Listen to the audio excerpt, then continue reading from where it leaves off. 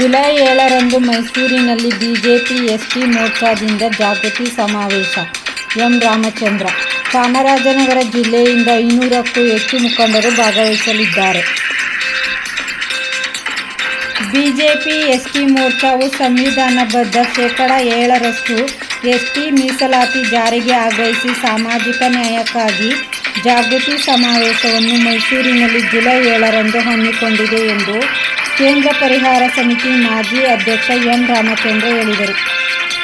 ನಗರದ ಜಿಲ್ಲಾ ಕಾರ್ಯನಿರತ ಪತ್ರಕರ್ತರ ಭವನದಲ್ಲಿ ಕರೆದಿದ್ದ ಪತ್ರಿಕಾಗೋಷ್ಠಿಯಲ್ಲಿ ಅವರು ಮಾತನಾಡಿ, ಪರಿಶಿಷ್ಟ ಪಂಗಡ ಮೀಸಲಾತಿ ಹೆಚ್ಚಳ ವಿರೋಧಿಸಿ ವ್ಯಕ್ತಿಯೊಬ್ಬ ನ್ಯಾಯಾಲಯದಲ್ಲಿ ತಡೆಯಾಜ್ಞೆ ತಂದಿದ್ದರು.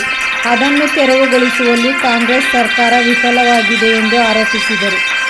ರಾಜ್ಯ ಕಾಂಗ್ರೆಸ್ ಸರ್ಕಾರ 56,000 ಹುದ್ದೆಗಳನ್ನು ಭರ್ತಿ ಮಾಡಲು ಹೊರಟಿದೆ. ಹಿಂದಿನ ಬಿಜೆಪಿ ಸರ್ಕಾರ ಎಸ್ಟಿಗೆ ಶೇಕಡಾ 3ರಿಂದ ಶೇಕಡಾ 7ರಷ್ಟು ಮೀಸಲಾತಿ ಹೆಚ್ಚಳ ಮಾಡಿದೆ. ಅದರಂತೆ 4,000ರಷ್ಟು ಹುದ್ದೆಗಳು ಸಿಗಬೇಕಾಗಿದೆ. ಜನಾಂಗದ ಅನೇಕರಿಗೆ ಕೆಎಎಸ್, ಐಪಿಎಸ್ ಸೇರಿದಂತೆ ಉನ್ನತವಾದ ದೊಡ್ಡ ಹುದ್ದೆಗಳು ಕೂಡ ಸಿಗಬೇಕಿದೆ. ಶೇಕಡಾ 3ರಷ್ಟು ಮೀಸಲಾತಿಯಲ್ಲಿ ಹುದ್ದೆಗಳನ್ನು ಭರ್ತಿ ಮಾಡಿದರೆ ಸಮುದಾಯಕ್ಕೆ ಅನ್ಯಾಯ ಆಗುತ್ತದೆ. ಅದೇ ರೀತಿ ಸಮುದಾಯ ಮಕ್ಕಳ ಶಿಕ್ಷಣದಲ್ಲೂ ಪದವಿ, ಇಂಜಿನಿಯರ್, ಮೆಡಿಕಲ್ ಸೀಟುಗಳಲ್ಲೂ ಅನ್ಯಾಯ ಆಗಲಿದೆ. ಯಾವುದೇ ಸಮುದಾಯ ಮುಖ್ಯವಾಹಿನಿಗೆ ಬರಬೇಕು ಎಂದರೆ ಶಿಕ್ಷಣ ಮುಖ್ಯವಾಗಿದೆ ಎಂದರು. ಪತ್ರಿಕಾಗೋಷ್ಠಿಯಲ್ಲಿ ಬಿಜೆಪಿ ಎಸ್ಟಿ ಮೋರ್ಚಾದ ರಾಜ್ಯ ಪ್ರಧಾನ ಕಾರ್ಯದರ್ಶಿ ಜಯಸುಂದರ್, ಬಿಜೆಪಿ ಉಪಾಧ್ಯಕ್ಷ ಶಿವು ವಿರಾಟ್, ಎಸ್ಟಿ ಮೋರ್ಚಾದ ಜಿಲ್ಲಾಧ್ಯಕ್ಷ ಚಂದ್ರಶೇಖರ್, ಪ್ರಧಾನ ಕಾರ್ಯದರ್ಶಿ ಗುರುಪ್ರಸಾದ್ ಹಾಜರಿದ್ದರು. ವರದಿ ಒಮ್ಮ ನಂಜುಂಡನಾಯಕ, ಚಾಮರಾಜನಗರ. ಈಗಾಗಲೇ ರಾಯಚೂರು, ದಾವಣಗೆರೆ, ಹೊಸಪೇಟೆ 3 ಜಿಲ್ಲೆಯಲ್ಲಿ ಈ ಕಾರ್ಯಕ್ರಮ ಆಗಿದೆ. ಈ ಕಾರ್ಯಕ್ರಮದ ಉದ್ದೇಶ, ಈಗಾಗಲೇ ನಾವು ಅನೇಕ ಸಾರಿ ಪತ್ರಿಕಾಗೋಷ್ಠಿಗಳನ್ನು ಮತ್ತು ಮುಖ್ಯಮಂತ್ರಿಗಳನ್ನು, ಮಾಜಿ ಮುಖ್ಯಮಂತ್ರಿಗಳನ್ನು ಹಿಂದೆ ಭೇಟಿ ಮಾಡಿ, ಕಳೆದ ಬಿಜೆಪಿ ಸರ್ಕಾರ ಇದ್ದ ಸಂದರ್ಭದಲ್ಲಿ ನಾವು ಪರಮ ಪೂಜ್ಯ ಶ್ರೀ ಶ್ರೀ ಪ್ರಸನ್ನಪುರಿ ಸ್ವಾಮೀಜಿಗಳು ಸುಮಾರು 250 ದಿನಗಳ ಕಾಲ ಫ್ರೀಡಮ್ ಪಾರ್ಕ್ನಲ್ಲಿ ಧರಣಿ ಮಾಡಿ ನಮ್ಮ ಜನಸಂಖ್ಯೆಗೆ ಅನುಗುಣವಾಗಿ ಮೀಸಲಾತಿಯನ್ನು ಕೊಡಬೇಕು ಅಂತ ಒತ್ತಾಯವನ್ನು ಮಾಡಿದ ಸಂದರ್ಭದಲ್ಲಿ ಅಂದಿನ ಮುಖ್ಯಮಂತ್ರಿಗಳಾಗಿದ್ದಂಥ ಬಸವರಾಜ ಬೊಮ್ಮಾಯಿಯವರು 3% ಇದ್ದದನ್ನು 7% ಮಾಡಿ ಒಂದು ಸುಗ್ರೀವಾಜ್ಞೆಯನ್ನು ಹೊರಡಿಸಿ ಈ ಸಮಾಜಕ್ಕೆ ಅನುಕೂಲವನ್ನು ಮಾಡಿಕೊಟ್ಟಿದ್ರು. ಆದರೆ ತದನಂತರ ಈಗ ಕಾಂಗ್ರೆಸ್ ಸರ್ಕಾರ ಬಂದ ಸಂದರ್ಭದಲ್ಲಿ ರಾಮನಗರದ ಒಬ್ಬ ವ್ಯಕ್ತಿ ಇವರಿಗೆ ಇದು 9th ಶೆಡ್ಯೂಲ್ ಸೇರದೆ ಕೊಡಕ್ಕೆ ಬರಲ್ಲ ಒಂದು ಅಂತ ಕೋರ್ಟ್ನಲ್ಲಿ ತಡೆಯಾಜ್ಞೆಯನ್ನು ತಂದಿದ್ದರಿಂದ ನಮಗೆ ಅದು ನಿಲ್ತು. ಆದರೆ ಅಲ್ಲಿಯ ಪಬ್ಲಿಕ್ ಪ್ರಾಸಿಕ್ಯೂಟರ್ ಸುಮಾರು 5 ಇಯರಲ್ಲೂ ಕೂಡ ಆ ಕೋರ್ಟ್ಗೆ ಹಾಜರಾಗಲಿಲ್ಲ.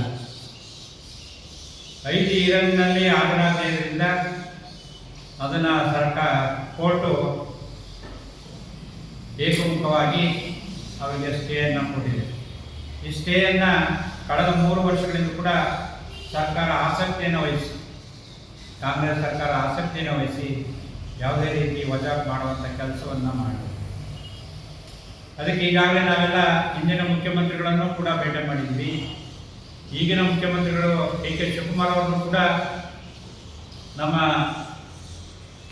ಮಾನ್ಯ ಸ್ವಾಮೀಜಿಗಳ ನೇತೃತ್ವದಲ್ಲಿ ಕಾಂಗ್ರೆಸ್ ಸರ್ಕಾರದಲ್ಲಿ ಮಂತ್ರಿಗಳಾಗಿರ್ತಕ್ಕಂಥ ಜಾರಕಿಹೊಳಿ ಅವರು ಮತ್ತು ಎಲ್ಲ ಶಾಸಕರ ಜೊತೆಗೂಡಿ ಭೇಟಿ ಮಾಡಿದ ಸಂದರ್ಭದಲ್ಲೂ ಕೂಡ ಅವರು ನಮ್ಮ ಮನವಿಯನ್ನು ಪರಿಗಣಿಸಿ ನಾನು ಕಾನೂನು ಕ್ರಮಕ್ಕೆ ಒಬ್ಬ ವಕೀಲರನ್ನು ನೇಮಿಸಿ ನಿಮಗೆ ನ್ಯಾಯ ದೊರಕಿಸ್ಕೊಡ್ತೀನಿ ಅನ್ನೋ ಮಾತನ್ನು ಕೂಡ ಹೇಳಿದ್ರು.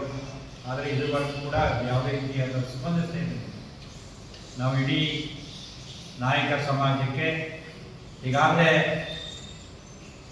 ಈಗಾಗಲೇ ಕರ್ನಾಟಕ ಸರ್ಕಾರ ಕಳೆದ ತಿಂಗಳು 54,000 ಹುದ್ದೆಗಳನ್ನು ನೇಮಕ ಮಾಡುವ ಸಂದರ್ಭದಲ್ಲಿ ನಮಗೂ ಕೂಡ ಅನ್ಯಾಯ ಆಗುತ್ತೆ. ನನಗೆ 3% ಅಂದರೆ ಭಾಳ ಅನ್ಯಾಯ ಆಗುತ್ತೆ. ಅದನ್ನು ನಿಲ್ಲಿಸಿ ಅಂತ ಹಿಂದಿನ ಮುಖ್ಯಮಂತ್ರಿಗಳ ಮನವಿ ಸಂದರ್ಭದಲ್ಲಿ ಅದು ಸ್ವಲ್ಪ ನಿಂತಿತ್ತು. ಆದರೂ ಕೂಡ ಈಗ ಮತ್ತೆ ಸುಮಾರು ಅದಕ್ಕೆ ಸೇರಿಸಿ 72,000 ಉದ್ಯೋಗಗಳನ್ನು ಇವತ್ತು ಕಾಲ್ಫಾರ್ಮ್ ಮಾಡಿರೋದನ್ನು ನಾವೆಲ್ಲ ನೋಡಿ. ಈ ರೀತಿ ಉದ್ಯೋಗಗಳನ್ನು ಕಾಲ್ಫಾರ್ಮ್ ಮಾಡಿದ್ರೆ ನಮಗೆ 3% ಆದರೆ 2,000 ಚಿಲ್ಲರೆ ಉದ್ಯೋಗ ಮಾತ್ರ ನಮ್ಗೆ ಸಿಗುತ್ತೆ. ಆದರೆ 7% ಆದರೆ 5,000 ಚಿಲ್ಲರೆ ಜನಕ್ಕೆ 5,000 ಜನಸಂಖ್ಯೆಗೆ ನಮಗೆ ಉದ್ಯೋಗ ಸಿಗುತ್ತೆ. ಅದರಿಂದ ನಮ್ಮ ಪರಿಶಿಷ್ಟ ವರ್ಗಕ್ಕೆ ಬಹಳ ಅನ್ಯಾಯ ಆಗ್ತಿದೆ. ಅನ್ಯಾಯವನ್ನು ತಡಿಬೇಕು ಅಂತ ಸರ್ಕಾರವನ್ನು ನಾವೆಲ್ಲ ಅನೇಕ ನಮ್ಮ ಸಮಾಜದ ಶಾಸಕರುಗಳು, ಮಾಜಿ ಶಾಸಕರುಗಳು, ಮಂತ್ರಿಗಳೆಲ್ಲ ಒತ್ತಾಯ ಮಾಡಿದ್ರು ಕೂಡ ಯಾವುದೇ ರೀತಿ ಅದಕ್ಕೆ ನ್ಯಾಯ ಸಿಗ್ತಾ ಇದರಿಂದ ಈ ಎಲ್ಲ ಜಿಲ್ಲೆಯಲ್ಲೂ ಮಾಡಿದಂತೆ ಮೈಸೂರಿನಲ್ಲಿ 7ನೇ ತಾರೀಕು ಆ ಒಂದು ಕಾರ್ಯಕ್ರಮವನ್ನು ನ್ಯಾಯಕ್ಕಾಗಿ, ಸಾಮಾಜಿಕ ನ್ಯಾಯಕ್ಕಾಗಿ ಜನಜಾಗೃತಿ ಸಮಾವೇಶ ಅಂತ ಮಾಡಿ ಅಲ್ಲಿ ಎಲ್ಲ ಸಮಾಜದ ಮುಖಂಡರುಗಳನ್ನು ಕರೆಸಿ ಅಲ್ಲಿ ಒಂದು ನಮ್ಮ ಪ್ರತಿಭಟನೆಯನ್ನು ಸರ್ಕಾರಕ್ಕೆ ವ್ಯಕ್ತಪಡಿಸುವಂಥ ಕೆಲಸವನ್ನು ಶ್ರೀರಾಮುಲು ಅವರು, ರಮೇಶ್ ಜಾರಕಿಹೊಳಿ ಅವರು, ಶಿವನಗೌಡ ನಾಯ್ಕರು ಮತ್ತು ರಾಜಗೌಡರವರು, ಬಂಗಾರ ಎಸ್.ಟಿ. ಮೋರ್ಚಾ ರಾಜ್ಯಾಧ್ಯಕ್ಷರಂತ ಬಂಗಾರಮ್ಮನವರು, ಇನ್ನೂ ಅನೇಕ ಜನ ಶಾಸಕರುಗಳು ಅಲ್ಲಿ ಮಾಜಿ ಶಾಸಕರುಗಳು ಆ ಕಾರ್ಯಕ್ರಮದಲ್ಲಿ ಭಾಗವಹಿಸ್ತಾ ಇದ್ದಾರೆ. ತಾವೆಲ್ಲ ಸಮಾಜದ ಬಂಧುಗಳು ಆ ಕಾರ್ಯಕ್ರಮದಲ್ಲಿ ಭಾಗವಹಿಸಬೇಕು ಅನ್ನೋ ಒಂದು ದೃಷ್ಟಿಯಲ್ಲಿ ಇವತ್ತು ನಮ್ಮಲ್ಲಿ ಪತ್ರಿಕೆ ಮುಖಾಂತರ ನಮ್ಮ ಚಾಮರಾಜನಗರ ಜಿಲ್ಲೆ ಮತ್ತು ಮೈಸೂರು ಜಿಲ್ಲೆಯ ಜನತೆಯನ್ನು ನಾವು ಮನವಿ ಮಾಡ್ಕೊಳ್ಳೋದಕ್ಕೋಸ್ಕರ ಇವತ್ತು ನಮ್ಮ ಪತ್ರಿಕೆಗಳ ಮುಖಾಂತರ ಎಲ್ಲರೂ ಕೂಡ ಮನವಿ ಮಾಡ್ಕೊತಾ ಇದ್ದೀವಿ. ತಾವೆಲ್ಲ ತಮ್ಮ ಪತ್ರಿಕೆಗಳ ಮುಖಾಂತರ